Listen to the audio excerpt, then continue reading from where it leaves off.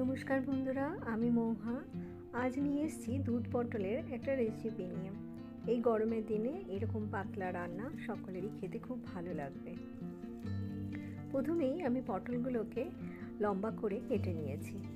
এবার কড়াইয়ে আমি 1 চামচ সর্ষের তেল গরম করে পটলগুলোকে একটু নুন মাখিয়ে হালকা করে আমি ভেজে নিচ্ছি। পটলগুলো আমার হালকা করে ভাজা হয়ে গেছে।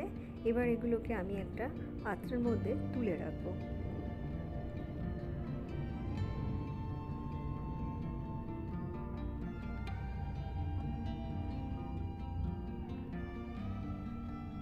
পটল ভাজার সময় তেলটা একটু কালো হয়ে যায়। আপনারা চাইলে তেলটা ফেলে দিয়ে আবার নতুন তেল দিয়ে করতে পারেন, তবে আমি আর ফেলিনি। এর মধ্যেই 1 চামচ তেল আমি অ্যাড করে দিয়েছি।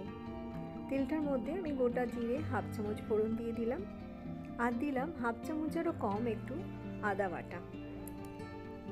এই রেসিপিটাতে খুব একটা মশলার দরকার হয় না, যত কম মশলা দিতে হয় ততই ভালো লাগবে।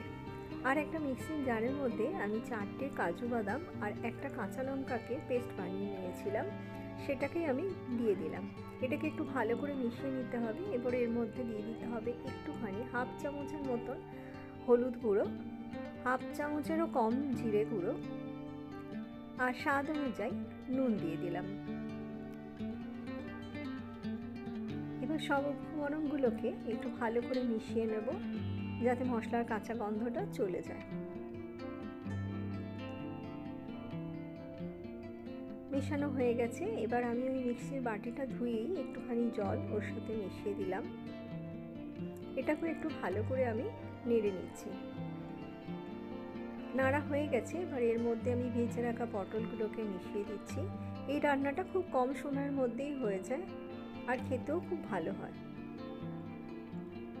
একটু ভালো করে মশলার সঙ্গে মিশিয়ে দিচ্ছি। মেশানো হয়ে গেছে। এবার আমি এর মধ্যে 1/2 কাপ দুধ দিয়ে দেবো। আমি এখানে 1/2 কাপের একটু কম দুধ দিলাম, কারণ আমি ঝোলটা একটু কম রাখবো বলে। আপনারা চাইলে পুরো 1/2 কাপই দুধের মধ্যে দিতে পারেন। দেখুন বন্ধুরা, আমার পটলগুলো একদম সেদ্ধ হয়ে গেছে, আর মশলাটাও একদম মজে এসছে। এবার এর মধ্যে আমি একটা গোটা কাঁচা লঙ্কা আর 1/2 চামচ চিনি দিয়ে দিলাম।